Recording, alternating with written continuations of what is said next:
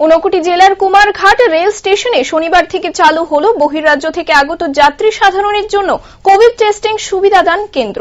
শনিবার দুপুর থেকে এই কেন্দ্রটি চালু হয়। স্বাস্থ্য দপ্তর থেকে 6 জন কর্মীকে নিযুক্ত করা হয়েছে এই কাজে। বহির্রাজ্য থেকে যেসব রেল যাত্রী কুমারঘাট রেল স্টেশনে নামছেন তাদের করোনা সংক্রমণ পরীক্ষার জন্যই এই সেন্টারটি চালু করা হয়েছে। শনিবার দুপুরে শিলচর থেকে আগরতলাগামী যাত্রীবাহী রেল কুমারঘাট স্টেশনে প্রবেশ করলেই বহির্রাজ্য থেকে আগত যাত্রীদের যথারীতি টেস্টের কাজ শুরু হয়। স্বাস্থ্য বিভাগের জেলা সার্ভেলেন্স অফিসার ডক্টর শঙ্খশুভ্র দেবনাথ জানান, বহির্রাজ্য থেকে আগত যাত্রীদের মধ্যে যাদের করোনা পজিটিভ ধরা পড়বে তাদেরকে dedicated Covid health care centre অথবা হোম আইসোলেশনে রেখে প্রয়োজনীয় চিকিৎসার ব্যবস্থা করবে স্বাস্থ্য দপ্তর। এজন্য যাবতীয় ব্যবস্থা গৃহীত হয়েছে বলে তিনি জানিয়েছেন।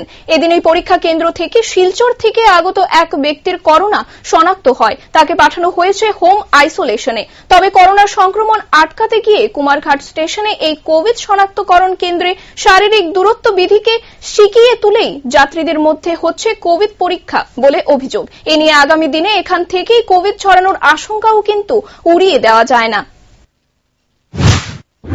আপনারা জানেন যে গভর্নমেন্ট ডিরেক্টিভ আছে যে বাইরে থেকে যারা আসবে ট্রেন প্যাসেঞ্জার তাদেরকে 100% টেস্টিং করার জন্য। তো এই অর্ডারকে সামনে রেখে আমরা কুমারঘাট স্টেশনে একটা টেস্টিং ডেস্ক বসিয়েছি। সেটাকে antigen test, rapid antigen test যেটা আছে সেটা করে, সেটা আজকে থেকে অপারেশন হয়েছে।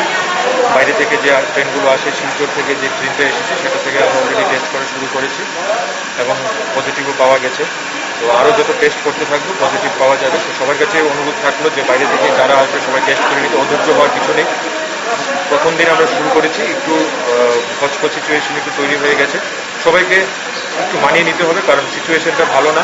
আমাদের সবার নাগরিক হিসেবে দায়িত্ব পালন করতে হবে। একটু ধৈর্য ধরে টেস্ট করিয়ে টেস্টের রিপোর্ট নিয়ে তারপর যেতে হবে। আর যাদের টেস্ট পজিটিভ আছে তাদেরকে আমরা পাঠানোর ব্যবস্থা করব।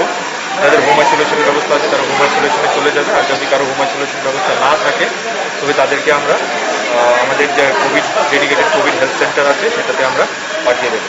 তো এই আপাতত চলছে। বাইরের যে ট্রেনগুলো আসবে আমাদের টিম রেডি আছে, সেগুলো আমাদের টেস্ট করতে থাকবে।